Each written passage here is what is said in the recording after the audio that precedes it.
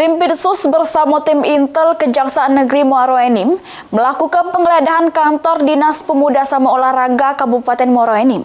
Penggeledahan ini terkait dugaan tindak pidana korupsi anggaran dana hibah.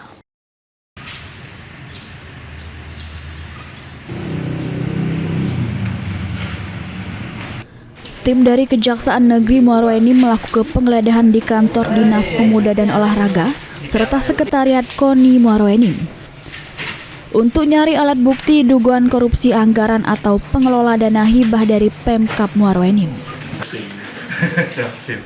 Kasih Intel Kejari Muaro Enim, Arsita Agustian jelaskan, dari penggeledahan dua tempat ini, Kejari Muaro Enim berhasil menyita dokumen sama alat bukti elektronik berupa CPU komputer yang bakal diperiksa lebih lanjut oleh tim penyidik Pirsus.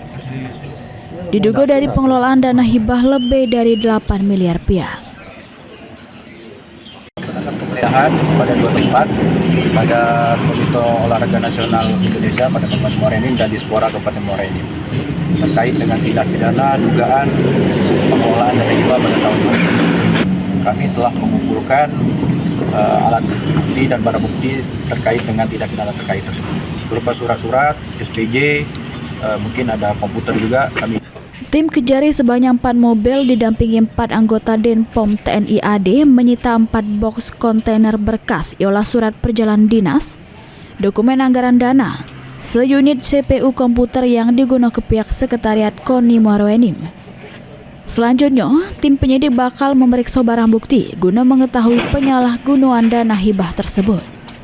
Mardiansa, PAL TV.